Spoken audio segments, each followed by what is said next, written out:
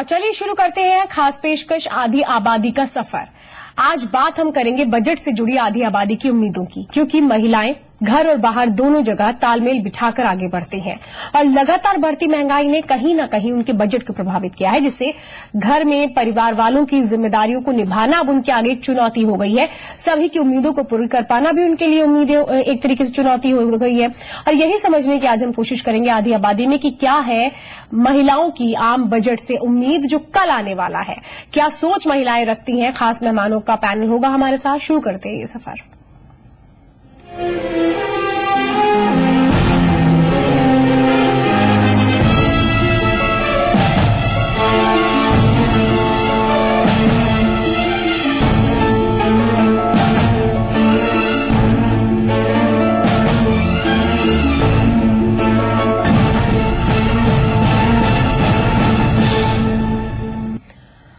अगर आप भी इस चर्चा का हिस्सा बनना चाहते हैं तो स्क्रीन पर कुछ नंबर्स हम दिखाने जा रहे हैं। नंबर्स पर कॉल करके आप हमारे साथ जुड़ सकते हैं और क्या कुछ आपकी उम्मीदें हैं आम बजट से, ये आप हमें हमारे कार्यक्रम के दौरान रख सकते हैं। नंबर है 012025111063 180018011525।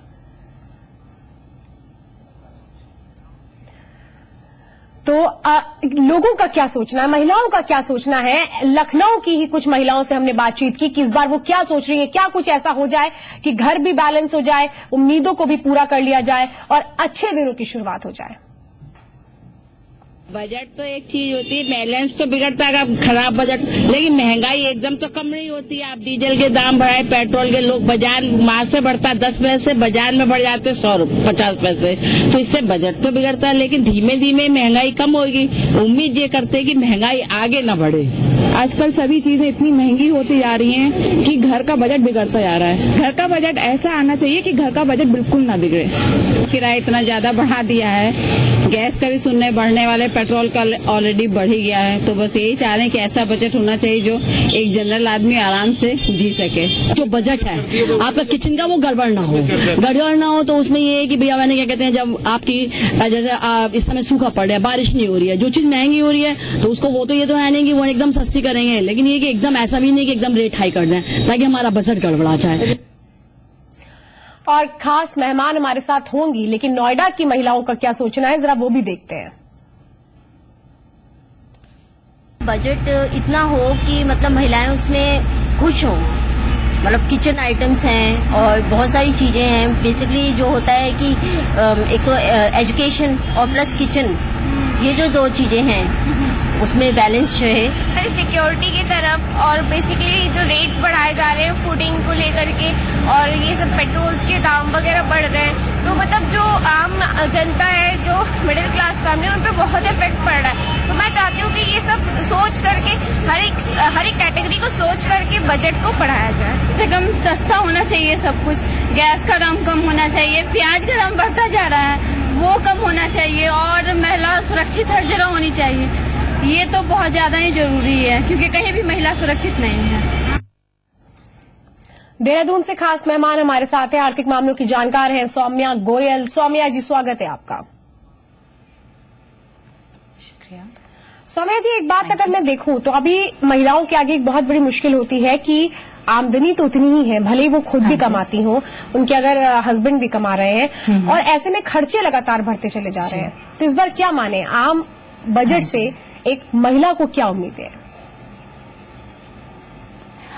आम बजट से इस बजट से हमें यही उम्मीद है कि महंगाई ऑलरेडी बहुत ज्यादा बढ़ चुकी है, तो अब हमें यही उम्मीद है कि महंगाई कम से कम उतना ही, जो रेट्स हैं, जो हमारा रेट ऑफ इन्फ्लेशन ऑलरेडी बहुत ज्यादा हाई हो चुका है, तो वो अब कम से कम उतना ही रहे, वो और ज्यादा ना बढ़े।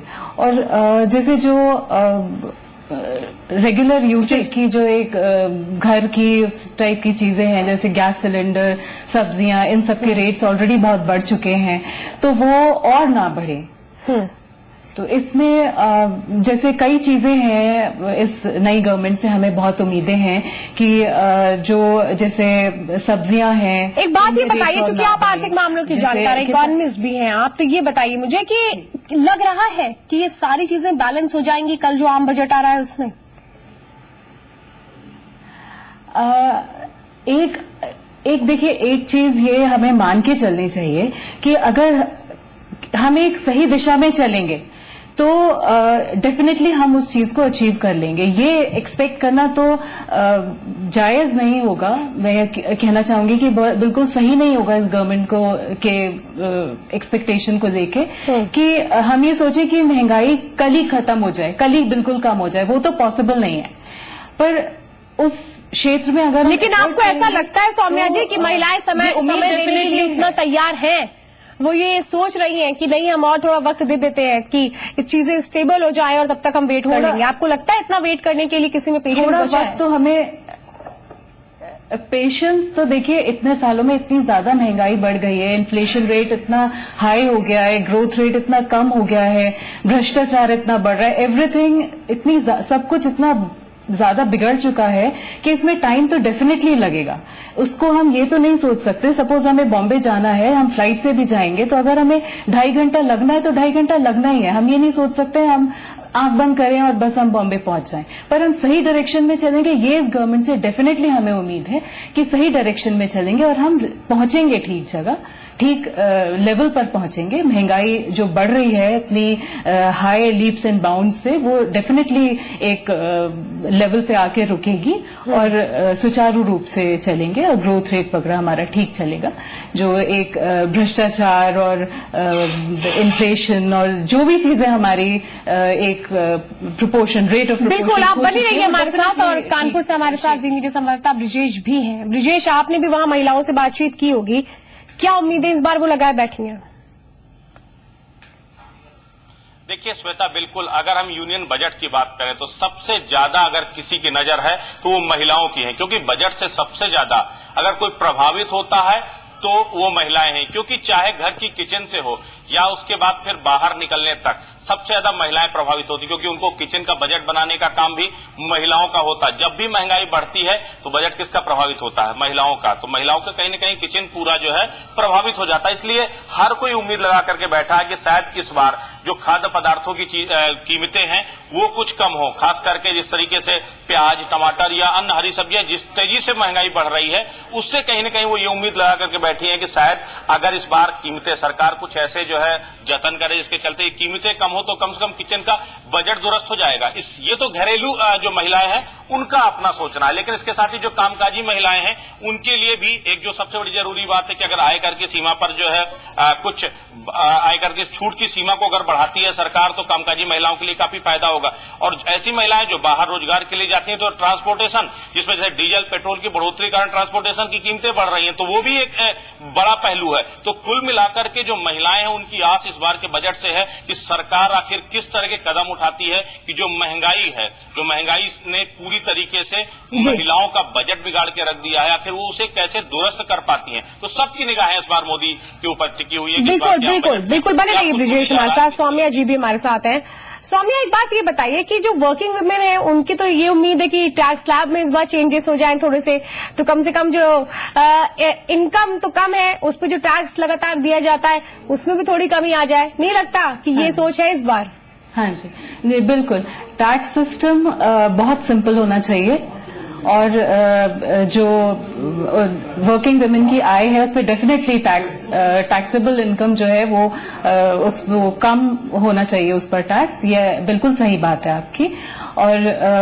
और भी जैसे ये बाउंड्री पर टैक्स हम लगाते हैं, हम एक स्टेट से दूसरे स्टेट पर ही इतना टैक्स आने जाने में चीजों के इतना टैक्स लगा देते हैं जिससे चीजों के दाम डेफिनेटली उसी चीज से बढ़ते हैं। तो उन सब चीजों पे वो एक सिंप्लीफाई करने की बहुत ज्यादा जरूरत है। जी, यानी कि सिंप्लीफाई करने की जरूरत है। लेकिन एक बात और भी तो बताइए कि यहाँ पर सुरक्षा की अगर हम बात करें तो पिछली बार देखने को मिला था निर्भया फंड की बात की गई थी और उसके जरिए 1000 करोड़ रुपए देने की बात हुई थी। हालांकि अभी देखें तो अगर वो फंड एलोकेशन की बात करें तो पूरी तरह से एलोकेट ही नहीं हो पाया। उसके तहत जो योजनाएं थी, चाहे वो जीपीएस सिस्टम की बात हम करें, चाहे एंड्रॉयड सिस्टम्स की बात हम करें, वो पूरी हो नहीं पाई हैं। ऐसे में सुरक्षा भी बहुत बड़ा अहम मुद्दा है। लोगों के आगे ये भी सवाल है कि पुरानी योजनाएं नहीं पूरी कर पाए तो नई योजनाएं अगर आती हैं तो उनको पूरा कैसे करें? बिल्कुल, हाँ, ये एक बहुत इम्पोर्टेंट बात आपने कही और ये इस फंड का एलोकेशन डेफिनेटली बहुत ट्रांसपेरेंसी से होना चाहिए। ये बिल्कुल सही बात आपने की। जैसे अभी हम एफडीआई की बात करते हैं, ट्रैवल इसमें ये रेलवे में और इसमें ये डिफेंस वगैरह में, तो इसमें हमें जो ये एफडीआई है इसकी हमें इनवाइट करना चाहिए इससे, जिससे कि हम हमारी जो भी योजनाएं हैं उनको हम ठीक से इम्प्लीमेंट कर सकें। और इसमें हम विमेन की जो सुरक्षा का एक बहुत बड़ा पॉइंट है ट्रैवल में, ड्यूरिंग ट्रैवल, वो उससे रिलेटेड योजनाओं को हम इम्प्लीमेंट कर सकें। तो इसके लिए हमें एफडीआई को प्रमोट करना चाहिए, इनवाइट करना चाहिए, जिससे कि हम इस साइड अपने इन योजनाओं को हम पूरी तरीके से लागू कर सकें।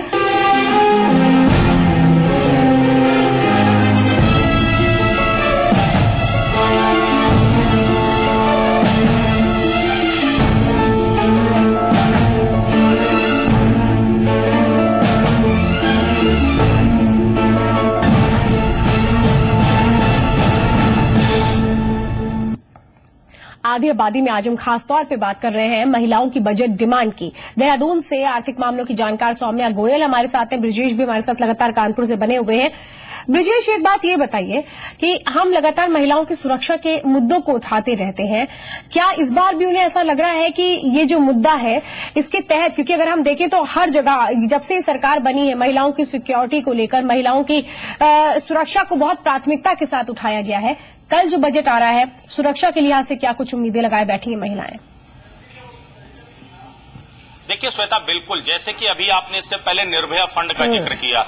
जब दिल्ली में निर्भया कांड हुआ था उसके बाद कड़ा कानून बनाने की बात कही गई, निर्भया फंड अलॉट किया गया कि जिससे इस तरह की विक्टिम्स जो महिलाएं हैं उनको जो है कम से कम आर्थिक रूप से मदद दी जाएगी। लेकिन वो फंड तो अलॉट हो गया, लेकिन सबसे बड़ी बात यह है कि किसी भी विक्टिम्स को उसकी जो समुचित मदद मिलनी चाहिए वो नहीं मिल पाई। तो अब देखने वाली बात ये होगी क्या इस बार के बजट में अरुण जेटली किस तरह के प्राविधान करते हैं, उसी में और विस्तार करते हैं, या फिर उसमें जो है कुछ संशोधन के साथ इस एक्ट को लेकर के आते हैं कि महिलाओं की सुरक्षा, चूंकि निश्चित रूप से जो है सरकार बनने से पहले से लेकर नरेंद्र मोदी ने कहा कि महिलाओं की सुरक्षा हमारे लिए सर्वोपरि है। तो अब देखना होगा इस बार के बजट में महिलाओं की सुरक्षा से जुड़ा हुआ आखिर किस तरह का बिल या किस तरह के प्राविधान लेकर के सरकार आती है जो है, तो ये अपने आप में देखने वाली बात होगी। लेकिन इसलिए तो उम्मीद की जानी चाहिए कि कम से कम निर्भया फंड, इसी को आपको संशोधित करना होगा, इसी को आपको सुनिश्चित करना होगा, क्योंकि 3000 से ज्यादा अकेले दिल्ली में केसेस आए, लेकिन आपको मदद दी आपने महज 300 या 400 लोगों को, वो भी बामुश्किल जो है तमाम जद्दोजहद के बाद। तो समझना होगा कि केवल बजट में घोषणा कर देना और उसके बाद जो है उसका इम्प्लीमेंट होना, दोनों अलग अलग बातें हैं। तो इस बात को सुनिश्चित करना होगा कि कानून इतनी कारगर हो, घोषणाएं इतनी कारगर हो कि कम से कम वो हकीकत में इम्प्लीमेंट हो पाए। तो ये बात सुनिश्चित करनी होगी। इस बार के बजट में ये देखना दिलचस्प होगा कि महिलाओं की सुरक्षा से जुड़ा हुआ पहलू आखिर इस बजट में किस तरह से लिया जाएगा। बिल्कुल, बने रहिए आप हमारे साथ। सौम्या जी, एक बात और बताइए कि महिलाओं को सशक्त करने के भी मुद्दे उठते रहते हैं, ये लगता है आपको? क्योंकि अगर रोजगार होगा, उन्हें कहीं ना कहीं सेल्फ डिपेंडेंट बनाया जाएगा, तो उसी तरीके से वो आगे भी आएंगी, बातों को भी रख पाएंगी और अपनी भागीदारी भी दिखा पाएंगी। ये एक तरीके से इस दृष्टिकोण से कुछ नया देखने को मिल सकता है कल के बजट में? देखिए, अरुण जेटली एक बहुत ही अच्छे बड़े विजनरी के रूप में हम उन्हें देखते हैं एंड डेफिनेटली ये उम्मीद की जा सकती है कि कुछ न कुछ अच्छा, कुछ न कुछ प्रमोट करने के लिए विमेन को जरूर देखने को मिलेगा कल के बजट में। जी, लेकिन प्रमोशन किस तरीके से होना चाहिए? क्योंकि यहाँ पे हर बार हम ये देखते हैं, चाहे नौकरियों की बात हम करें, चाहे गांव में महिलाओं की शिक्षा की हम बात करें, प्रॉपर एक अमाउंट दिया जाता है, लेकिन फिर भी स्थितियां नहीं बदल रही हैं। नई सरकार के साथ जिस तरीके से कल नया बजट आएगा, तो क्या इसमें हम ये देखें कि जो नई चीजें हैं वो उस बेहतरी के साथ तालमेल बैठा पाएंगे?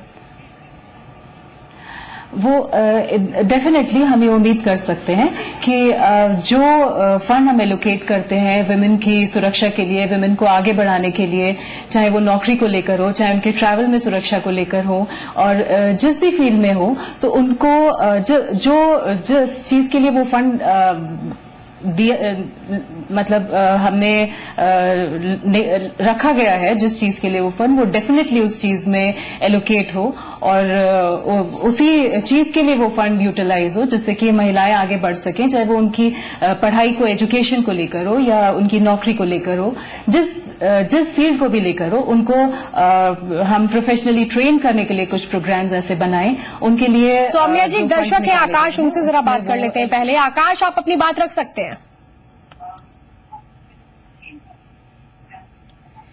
आकाश, अगर आवाज पहुंच रही है तो बात रखिए। सौम्या जी, बात अपनी पूरी करें आप। हाँ जी, तो मैं यही कह रही थी कि जिस चीज में भी, जिस मुद्दे के लिए, जिस पॉइंट के लिए हमने जो फंड गवर्नमेंट रखेगी, तो ये उम्मीद हम कर सकते हैं इस नई गवर्नमेंट से कि डेफिनेटली वो उसमें एलोकेट होंगे और एलोकेट हो, हम यही विश करते हैं, तभी महिलाएं अब सुरक्षित महसूस करेंगी और आगे बढ़ सकेंगी। और उसी कॉन्फिडेंस से, और विश की निर्भया कांड जैसे अब ऐसी इस तरीके के भयानक इंसिडेंट्स जो हैं वो रिपीट ना हो और महिलाओं को सुरक्षित और एक आत्मविश्वास दिया जाए। लेकिन ये आत्मविश्वास कैसे आ पाएगा? क्योंकि हम यहाँ देखें तो लगातार सुरक्षा ही एक ऐसा मुद्दा है जो महिलाओं को लेकर उठता रहा है।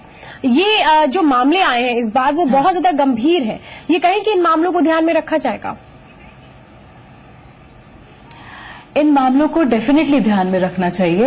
ये एक सिस्टम ही ऐसा बन गया है कि उसमें कई लूप होल्स दिखाई देते हैं कि जैसे फंड को एलोकेट कर दिया गया इस प्रॉपर एक प्रॉब्लम के लिए, लेकिन वो उसमें यूटिलाइज नहीं हो रहा है। तो इसमें हम ये उम्मीद करते हैं कल के बजट में कि कुछ इस तरीके के पॉइंट्स, कुछ इस तरीके के रूल्स एंड रेगुलेशंस रखे जाएंगे जिससे कि इस तरीके की असुरक्षा, इस तरीके के जो एक एक्सीडेंट्स होते हैं विमेन के साथ, जिनसे कि वो असुरक्षित महसूस करती हैं और उनमें आत्मविश्वास जो है वो बने रहिए। सौम्या जी हमारे साथ ब्रिजेश भी हैं। ब्रिजेश, ये बताइए कि सशक्तिकरण बड़ा एक मुद्दा रहा है। ये जब नई सरकार बनने वाली थी तब भी ये सशक्तिकरण की बात महिलाओं की बहुत की गई है। ये लगता है उसकी एक छवि इस बार इस बजट में नजर आएगी? बिल्कुल श्वेता, मुझे लगता है इस बार के बजट में जो महिला सशक्तिकरण की तरफ एक सकारात्मक कदम सरकार का देखने को मिलेगा। जिस तरीके से महिला आरक्षण बिल जो है वो एक, उस पर भी कुछ बात हो सकती है। सरकारी नौकरियों में महिलाओं के आरक्षण को सुनिश्चित करने के लिए भी कोई एक सकारात्मक पहल देखने को मिल सकती है। इसके साथ ही प्राइवेट सेक्टर में जो कामकाजी महिलाएं काम कर रही हैं, उनके जो एक्ट है उसमें संशोधन की तरफ बात सामने आ सकती है, या उनके लिए कुछ और ऐसी योजनाएं जिससे उनको कम से कम फायदा मिल सके, या वो और ज्यादा अवेयर हो उसको लेकर के, जो क्या क्या उनके राइट्स क्या है, आखिर उन्हें क्या कुछ करना, कैसे उन्हें सहूलियतें मिल सकती हैं। तो प्राइवेट सेक्टर और सरकारी दोनों सेक्टर में महिलाओं को जो है ज्यादा से ज्यादा अहमियत देने के लिए इस बजट में जरूर कुछ न कुछ प्राविधान होगा। क्योंकि नरेंद्र मोदी ने पहले ही वुमेन एम्पावरमेंट की बात कही। उन्होंने कहा हम चाहते हैं महिलाएं सशक्त हों और इस देश में सशक्त भागीदारी के साथ सामने आए। तो निश्चित रूप से वो झलक कहीं न कहीं इस बार के बजट में दिखेगी, और वो झलक इस रूप में भी हो सकती है कि महिलाओं को जो प्राइवेट सेक्टर में ज्यादा प्रतिनिधित्व दें। इसके साथ ही जो सरकारी नौकरियां हैं उसमें भी जो उनका परसेंटेज है उसको मतलब स्ट्रिक्टली सुनिश्चित। बिल्कुल, चलिए ब्रिजेश, देखना होगा कि कल क्या कुछ होता है और किस तरीके से महिलाओं के मुद्दों को ध्यान में रखा जाता है। इस चर्चा को हालांकि हम कल भी रखेंगे जारी। आप दोनों ही लोगों का इस चर्चा में शामिल होने के लिए बहुत बहुत धन्यवाद। तो आम बजट में क्या कुछ रहता है खास महिलाओं के लिए, इस पर हमारी नजर रहेगी। आज के लिए इतना ही, मुझे दीजिए इजाजत, नमस्कार।